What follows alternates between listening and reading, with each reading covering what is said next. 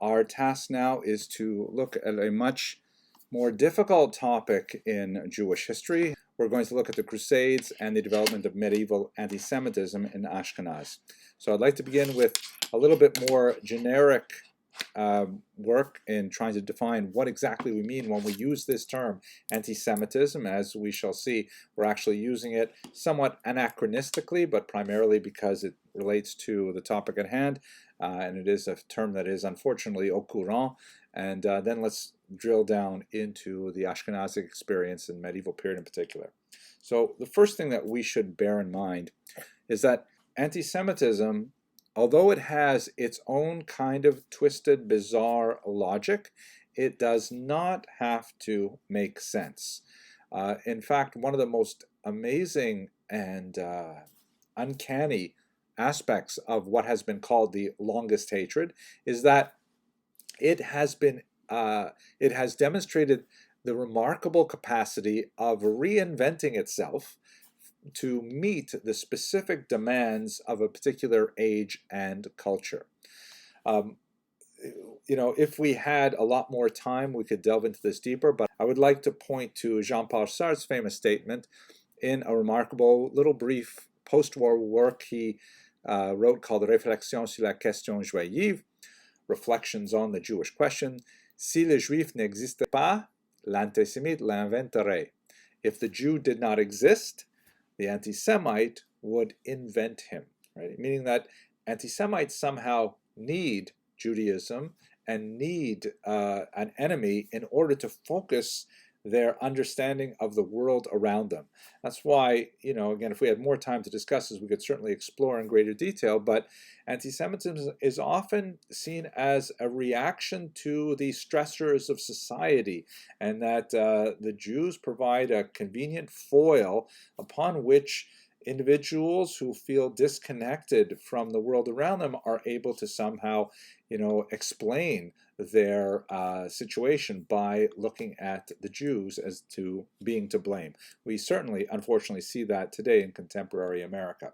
But it is not at all uncommon. For example, if you look at this remarkable publication, comes out of Tokyo in the year 2004, a Japanese translation of the Protocols of the Learned Elders of Zion, one of the most notorious anti-Semitic works, a forgery of a rather bizarre discussion of a Jewish world conspiracy that, even though there's a tiny, tiny population of Jews in Japan, primarily concentrated in a couple of cities, nevertheless, the Japanese saw fit that there's enough of a reading public that they should publish an edition of this notorious anti-Semitic work. So much more to say about this in general, but let's just focus on a couple of things. First of all, I'm going to use the term anti-Semitism. Now this is, as I mentioned, somewhat anachronistic. The term anti-Semitism was actually coined by this man, Wilhelm Marr, in the late 19th century, in an attempt to find a more polite or at least acceptable term alternative to words like Judenfeinde or Judenhass, which are much more, vulgar in nature. So anti-Semitism, capitalizing on linguistic theory that was developing language families around this time and developing the notion of a Semitic family of languages, which includes Hebrew, it also includes Arabic and so on, but anti-Semites are rarely speaking about Arabs when they're engaged in anti-Semitic talk. And so saying one is anti-Semitic means one is against Semitism. Semitism is understood in the modern age as kind of this bizarre imaginary world Jewish conspiracy to dominate the globe, and therefore many scholars today, since there is no such thing as Semitism, there is no such world Jewish conspiracy. I'm embarrassed I even have to actually say that, but because there is no really such thing as Semitism, therefore anti-Semitism should not be spelled with a hyphen, which implies that one is anti an actual thing which exists. Therefore, it's spelled generally with a lowercase s and no hyphen, anti-Semitism, meaning it's a word used as a phenomenon of hatred towards specifically Jews. Now, the term anti-Semitism, with its heavy reliance on the idea of a world Jewish conspiracy, is decidedly modern. and it would often be inappropriate to use that term retroactively to the medieval and certainly to the biblical period, but for the sake of simplicity, since that term has become in wide usage, I will use the term in this lecture as well. Let's try and understand then the basic development of anti-Semitism up to the period that we're specifically focusing on. Historically, when you look at the earliest texts that we have focused on the Jews, particularly written from the outside, from non-Jewish society, the Greco-Roman literature certainly stands out. And much of that early anti-Jewish antipathy is really a type of xenophobia, a fear of the stranger that reflects a Kulturkampf, a culture struggle between the values and norms of basically Greek and Roman society and that of Judaism. And there's a whole bunch of things, like, for example, Jews were accused of being lazy, slothful, because they rested one day a week, which was considered, grossly excessive in the Roman world. They were considered misanthropic and clannish because they reserved membership in the group only to men who were circumcised, for example. You couldn't be called a Jew unless you went through a conversion ritual, if you were male in particular, in the ancient world. And of course, there was conflict with the Jews. There was two pretty significant revolts against Rome, three if you count the Kitos Rebellion as well, that resulted ultimately in destruction of the Jewish sovereignty in the land of Israel, and then later in a further persecution under Bar Kokhba.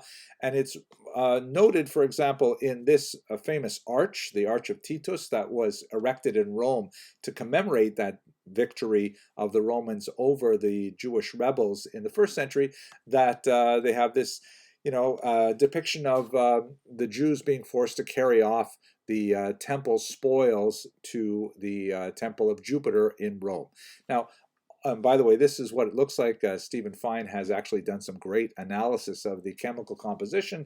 The Romans rather garishly painted their statues, and this is what it would have looked like in the first century. Now, all of this, although Jews don't necessarily feel good about it, I mean, seeing their goods being hauled off to be displayed in a temple for Jupiter, that definitely is not a nice thing for Jews to experience. But is it really anti-Semitism, or is it just regular cultural conflict that is, demonstrated in war victory propaganda? And it seems like this is a more normal conflict, that the Jews were treated well or badly just as much as the Romans treated any other people well or badly. We can debate the finer points, but basically it's a normal type of human hatred in the ancient period as far as we can see. Now, it changes significantly with the birth of Christianity, because there you have a special dynamic. Christianity, of course, is a daughter religion to Judaism.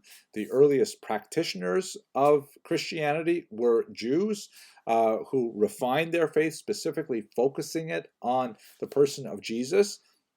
And when you get into the second century in particular, and there is more of a sharpening of the distinction between some of those early Jewish Christians who were still going to synagogue, still keeping kosher, still observing Passover and things like that, and a much larger group of non-ethnic Jews who adopted the Christian religion, you see a kind of a family feud, us versus us arguing to an us versus them kind of environment, which is well traced out in the Gospels and in the Church Fathers and so on.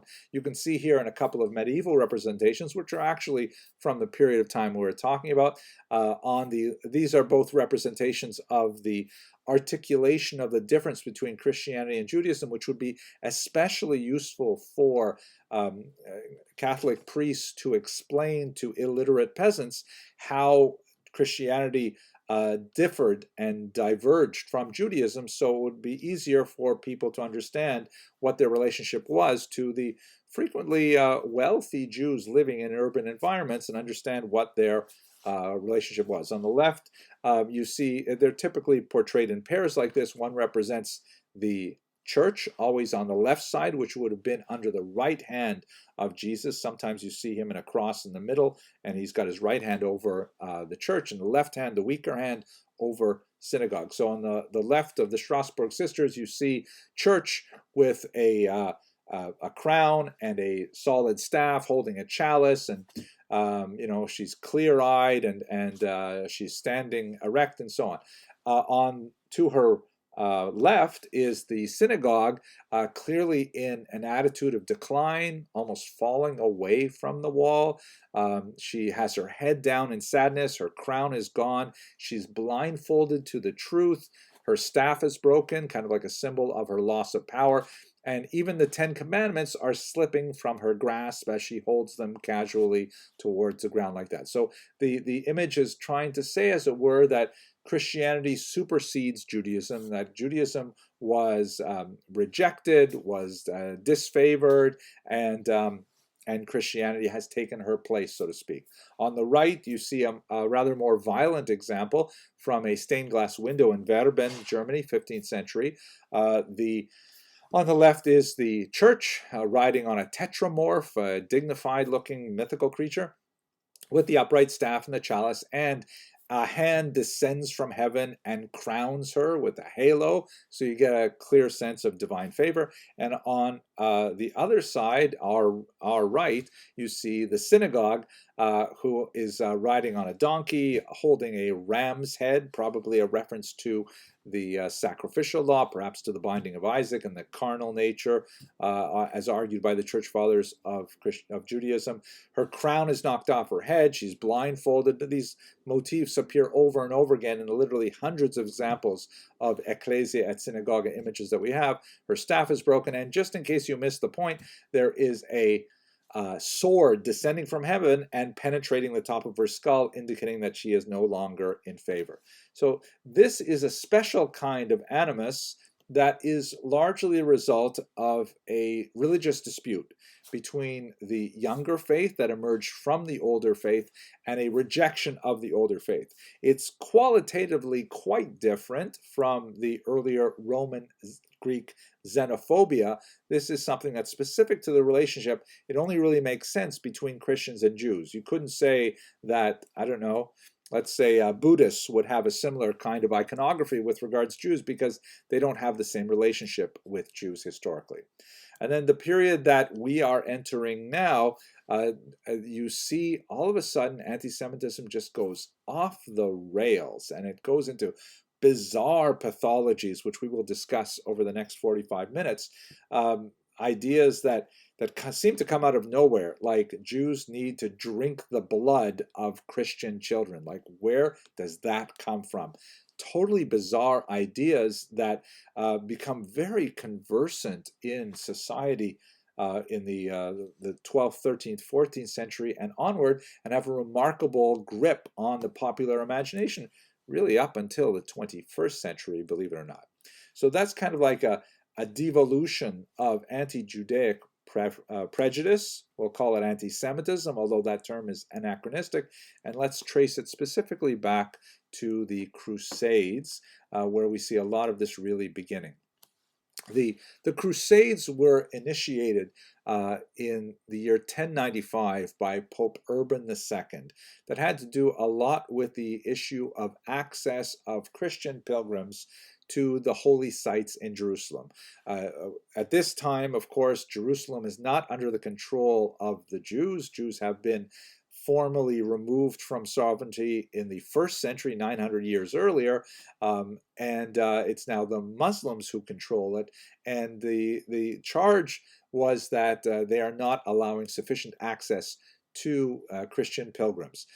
Urban connects with his Eastern Orthodox Christians, and they put together this remarkable ecumenical movement to march all the way to Jerusalem and to wrest control of it from the Muslims. Now, for our purposes, we are less concerned with what happens in Jerusalem. There are Jews living there, and actually they end up defending the city along with their Muslim neighbors from the Christian crusaders. It becomes a terrible bloodbath, and Christians murder Jews and Muslims in the battle, but ultimately the Christians are able to get a foothold in Jerusalem and in Israel, and it goes back and forth for the next couple of centuries. There's actually several crusades, but what's especially relevant for us looking at Ashkenazi Jewry, which is not present in Jerusalem at this time, is the fact that many, many different peoples are attracted to the message and mission of the Crusades. Not only the more well-disciplined troops associated with the nobility, but also a bunch of rabble that seize on the idea of attacking the infidel, and they follow some strange, mendicant friars and ascetic individuals who, take upon themselves some kind of neo-prophetic role to urge them to follow them all the way to Jerusalem, where they will, seize the holy sites and restore them to Christian glory. And at a certain point, particularly in the Rhineland, this idea circulates that, why should we schlep all the way to Jerusalem? They probably don't use the term schlep, but why should we take ourselves all the way to Jerusalem to defeat the infidel, meaning the unfaithful, in other words, the Muslims? Why should we go all the way there if we're going to fight infidels? We have infidels right here in the Rhineland. We should fight them here. And so from the horrible year 1096, and then repeated for several times through the next century, there are these awful massacres that occur in towns like Speyer, Worms, and Mainz in particular, the tri-town on the Rhine River, also in Köln and many other places, where there are these horrific massacres led by bands of local individuals, riffraff and people of very limited means who are not necessarily ready to outfit themselves and go follow the troops all the way to Jerusalem. And they typically offer the local Jewish inhabitants the choice of baptism or death.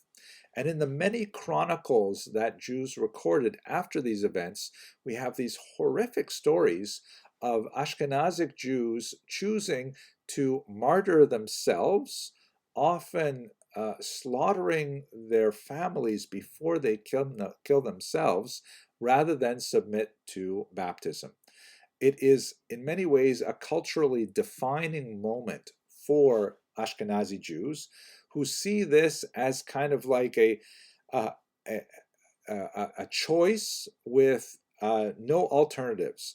Not necessarily the same kind of approach that was adopted, for example, in Sephardic lands when forcibly converted in the pogroms of 1391, a couple hundred years later, where Sephardim elect to find a way to accommodate their newfound baptized status, not for our discussion today, but for Ashkenazim, this creates kind of like a cultural marker in time where Jews were faced with this horrific, terrible choice, and many of them chose martyrdom. Of course, many of them also chose baptism, and later one of the issues which Rashi, among others, will deal with is what about these Jews who saved their lives by electing to be baptized, and then later, once the Crusades died down, they wanted to come back to the Jewish fold, and Rashi and others had to deal for the first time with the question, really, of, well, does it count? Can you come back to Judaism? What happens when you're baptized? They ultimately resolve it in the favor of, yes, they remain Jewish and they are accepted back into the community, but there was, at any rate, a significant amount of debate at the time. So the Crusades really constitute one of these turning points in Ashkenazic cultural history. It forces Ashkenazim to sort of look at the outside world as being fundamentally toxic, dangerous. It forces them to look at their Christian neighbors as the other, as a society that is actually bent on their destruction. And to tell you the truth, based on what we're going to talk about in the next half hour or so, it's hard not to sympathize with that perspective, because the next couple of centuries are really going to be quite nasty for Jews. A large reason for this is that the church is ascendant in the 13th century in particular.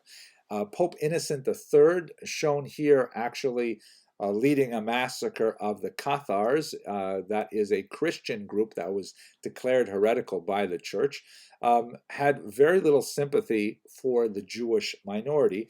And throughout the 13th century, there is a series of new and ever increasing restrictions placed on Jews.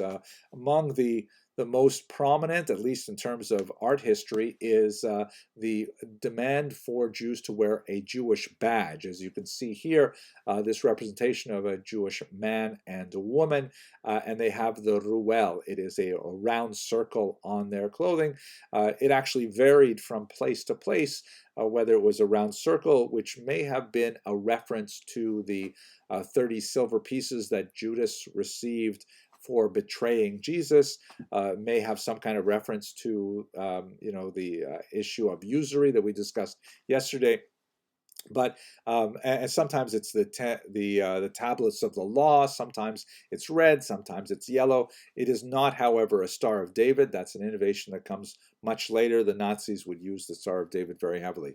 But in this Fourth Lateran Council of 1215, there are a series of canons that restrict Jewish usury, that require the badge, that forbid Jews from holding public office, which was not at all unheard of. Jews, particularly in the south of France, are holding public office and so on. And when Jews are baptized, they are prohibited from returning to Judaism, which obviously had very significant consequences, not from the Jewish side, but now from the Christian side regarding those victims of the Crusades in particular. So the kings who had previously seen the Jews as a source of profit and had taken the Jews in as servi camerae regis, as we discussed yesterday, the servants of the royal chamber, they had less and less authority in the 13th century as the church begins to assert its power fairly successfully with a series of bans like this. Now, how we see this idea translating into popular thought is in a couple of areas which are, incredibly nasty and really quite pernicious for the future of Jewish history. The first is, of course, the charge of blood libel. It first emerges in the 12th century in the form of what is called ritual murder. This charge that Jews need to reenact the passion of Jesus by, God forbid, crucifying a Christian child. William of Norwich in 1144 is understood as a child who was associated with this ritual murder, which of course is a complete canard. That particular case has been thoroughly debunked. But let us understand this in a broader perspective. Unfortunately, then and now, we have some despicable adults who will prey on children. God forbid, it should not happen to any of us. And those children, once harmed, especially if they are murdered, are later discovered by the local population, and they are justifiably angered and they want to find a culprit. It is remarkably easy to blame the Jews and say, aha, the Jews did this. And you ask, well, why would the Jews do this? And you say, oh, the answer is because they have to reenact the crucifixion of Jesus. That's the argument, basically, of the charge of ritual murder. From England, it spreads to the continent, and here you can see it throughout the entirety of Ashkenazic lands. It actually penetrates Sephardic lands as well. The numbers represent the centuries in which a blood libel was specifically charged against the Jews. So I forgot to mention the charge of ritual murder, which essentially refers to the murder of the child like a crucifixion, that devolves into the blood libel, which is sort of like an enhancement of this story, that not only do the Jews need to kill this Christian child, they need to drink its blood, drink the child's blood, for reasons which are like as fantastic as you can imagine. It was widely asserted that Jews had a unique stench. that could only be resolved through Christian blood, that Jews were infertile, and this was a way of restoring Jewish fertility, that Jewish men menstruated and they needed to replenish their iron by drinking Christian blood. Absolutely ridiculous, insane kind of assertions, but each one built upon each other in a conspiracy-like mentality, and it proved to be a dramatically powerful thought that was able to communicate throughout Europe. In many cases, they actually had attacks on Jews when there was no body of a Christian child ever found. It was just simply, the rumor went out that a Christian child was murdered. No body was ever found. No one ever reported a child missing, and the Jews would nevertheless be attacked. It's an absolutely horrific period of time, and as you can see from the numbers here, it goes all the way up to the 20th century. If we move outside of Europe, you actually have blood libels in the 21st century, particularly in some Muslim regions. And again, I feel constrained to point out this is completely imaginary. This never happened, but nevertheless, the belief that it did happen was sufficient to cause these terrible riots, these show trials, and so on, right up until the modern era. And in fact, we have some really disgusting, perpetrations of this idea right up until the 21st century. This is something right from the beginning of the COVID era. It was like things couldn't get worse. This is a contemporary artist named Gasparo who actually, painted a scene based on the same blood libel of Trent, extremely evocative, incredibly anti-Semitic, and just perpetrating this element of hatred in contemporary society for no reason that I can possibly justify. So the blood libel just races through Europe from the 12th century onward and has a lasting hold on the popular imagination. Let us move to the next element which is related to it, and that is the charge of host desecration. And let's just recall in Catholic practice, Orthodox practice as well, actually, there is a ritual known as communion, in which a member of the church will confess sins and will receive penance and absolution. And at the end of that, they are allowed to participate in this ritual of communion, which involves the consumption of a ritual item of food, typically a small wafer, like a little round cracker, could be a cube of bread, like in some churches, and drink some wine. And this has significance, obviously, within Catholic practice. So the argument is that this actual consumption of the wafer and drinking of the wine represents through the doctrine known as transubstantiation, the actual body of Jesus.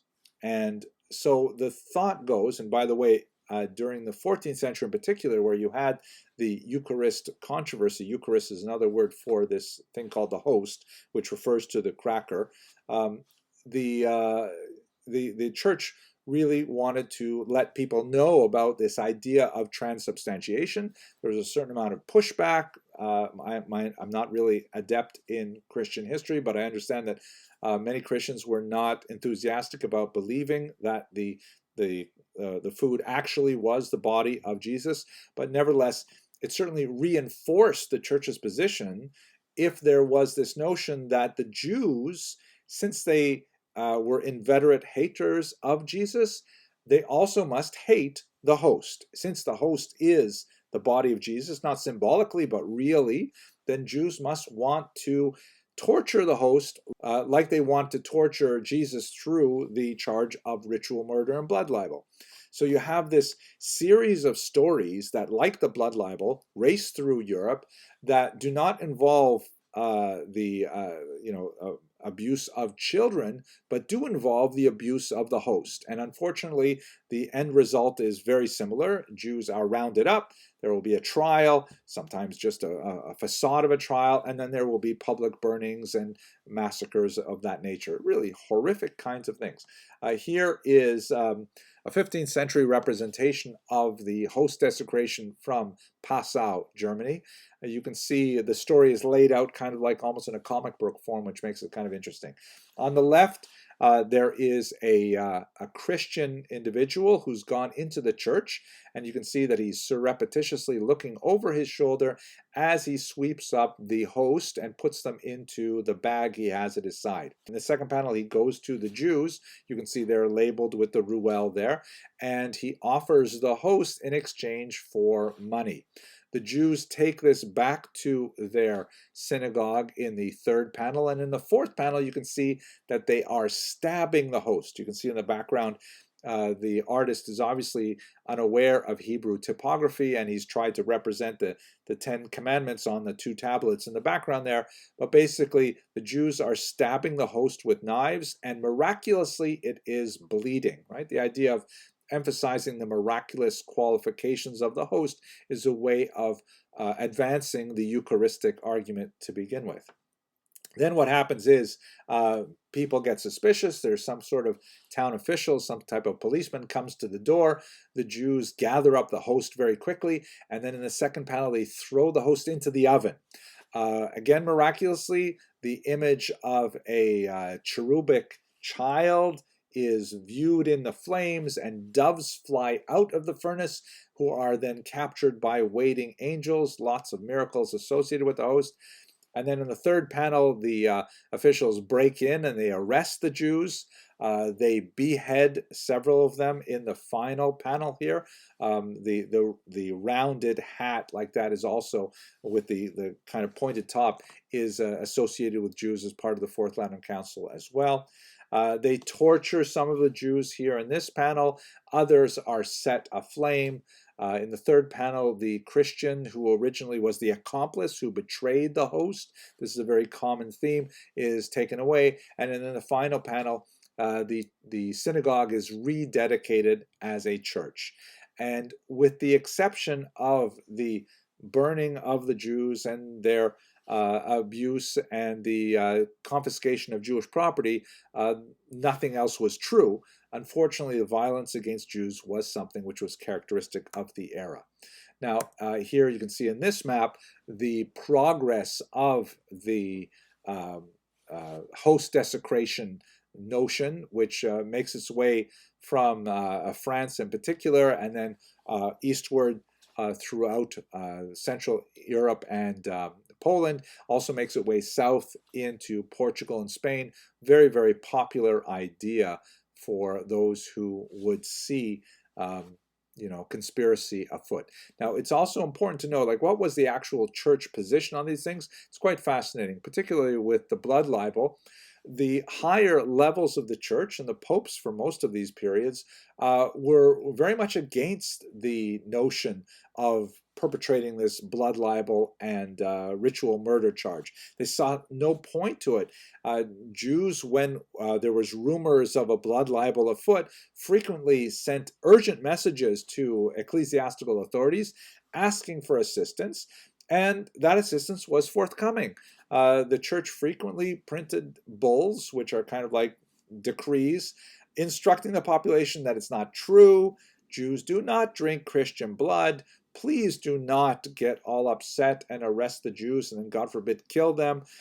This was in keeping with Catholic doctrine, something called the doctrine of witness, which forbade the this indiscriminate murder of Jews. But it seems that the church was unable to control the laity in this cause. There was sufficient popular energy, sometimes driven by illiterate lower clergy who would be, at any rate, unable to read the Catholic bulls that were published by the popes. And they were instrumental in whipping up the frenzy in the local population, charging the Jews with this act of violence.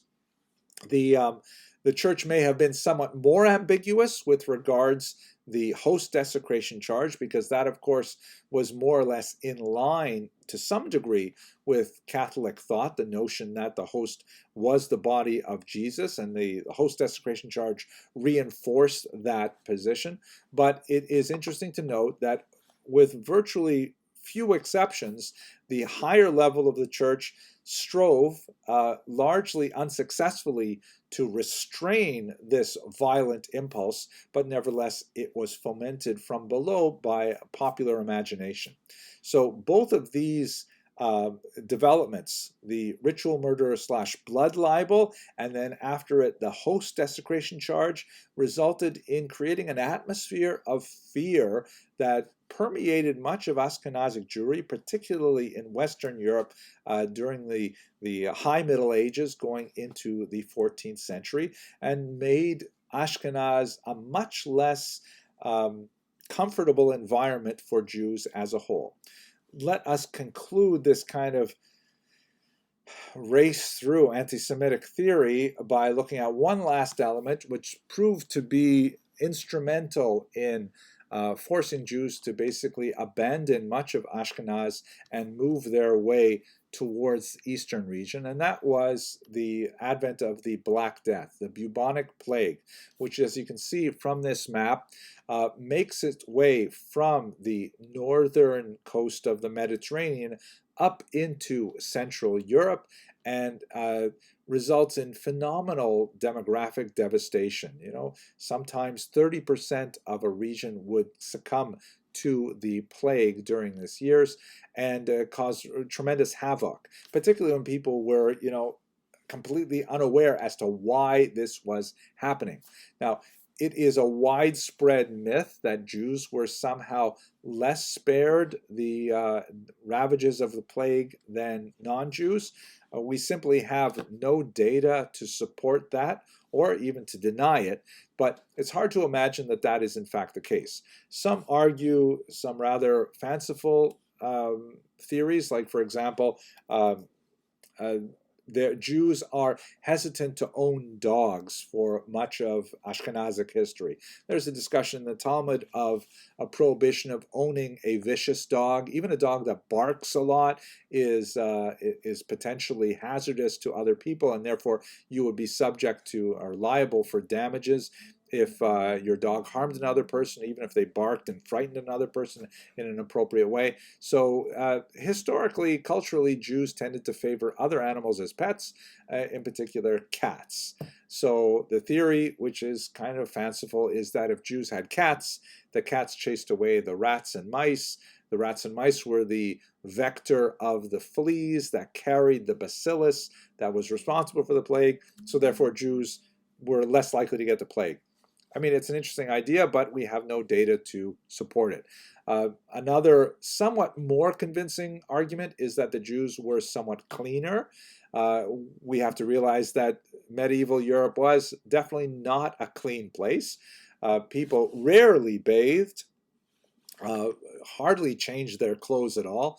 Jews, at the very least, would customarily bathe once a week for the Sabbath. So not exactly squeaky clean by modern standards, so it's not that much cleaner. And you know, washing before eating bread, that's a ritual requirement that Jews would have to engage in. You know, washing with cold water without soap, it's hard to imagine that they're really going to be less likely to catch the plague. On the contrary, there are good arguments to suggest that Jews would have been more likely to contract bubonic plague than their neighbors, primarily because of what's called the urban charge, if I remember that term correctly. By living in higher concentrations in urban settings, which was more characteristic of Jewish patterns of settlement, rather than far apart from each other in open fields and, you know, farmsteads, Jews were more likely to be in congress with other people and to catch the contagion because they simply have many more people they come into contact with in a given day. So that urban debt or that urban charge would suggest that Jews probably suffered more from the plague than others. There are some interesting studies of local activities. We do have some memoirs from doctors, Jewish doctors, who were active in the plague, but they do not give us any real indication one or the other. At any rate, sorry for that bit of a tangent. The plague, not surprisingly, advanced more anti-Semitic theories because one of the popular ideas was, well, it must be that Jews caused this plague somehow. Some of the more bizarre ideas were the notion that Jews were in league with the devil and they had received the help of lepers that somehow allowed them to conspire together to poison the waters of Europe. And you see in this image here, there is a representation of a Jew standing on the left, and he's wearing some kind of like a turban, which is like the artist's impression of perhaps some kind of Middle Eastern garb. There is the victim of a ritual murder on the cross there, and wounded, probably also of the blood libel. And using, as the legend goes, some of the discarded flesh of lepers, which is apparently in that leather bag he's about to drop into the well. The Jews were able to concoct some kind of secret recipe that would create the plague, and then he's dropping this into the well, and you can see sort of spinning up out of the well is a demon that urinates back into the waters and poisons them. So the rest of the story you can probably finish for yourself. People get very upset.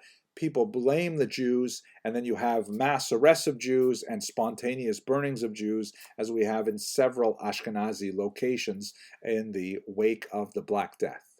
So taken together, this rather nasty period of growing anti-Semitism creates an environment in which Jews are not wanted, and Jews don't want to be there that much either. In many cases, their departure from Ashkenaz is accelerated by numerous expulsions. And as you can see in this map, there's a whole range of them. This includes, of course, the great expulsion from the Iberian Peninsula in the 15th century. But the expulsions from places like France were primarily economic in nature, less associated with blood libels and host desecration, and but nevertheless very much connected with arguments over debt load and things like that. We see the same kind of thing happening in England. Sometimes the expulsions are a result of misanthropy, meaning that the Jews are charged with various human-hating activities. That's really what misanthropy means, like or misanthropy, hating other people. And we see that expressed in the blood libel and the host desecration. Both of those things are entirely fabricated, have no basis in reality whatsoever, and nevertheless, have a powerful hold on the imagination. And then finally, you have expulsions which are related to panic over contagion related to the Black Death. But taken together, the economic, the anti-Semitic, and various cultural popular movements conspire to make Ashkenaz a far less attractive location for Jews to settle. This is moving into, 300-400 years since they originally arrived in Ashkenaz, and that begins to push Jews more towards the east. As they move to regions like Poland, Lithuania, southern Ukraine, there they find not only are they free, at least from the time being, from these charges, but they're also welcomed, much like they were earlier as, servae camerae regis, as servants of the royal chamber. They're welcomed as administrators and middlemen in a latifundia-based economy that we'll discuss in a few lectures when we get to specifically the Eastern European economic situation and its impact on the local population. But for the time being, this has kind of been a lightning tour of elements of anti-Semitism in Western Europe, in the homeland of Ashkenaz. I thank you very much for sticking with me through this difficult lecture.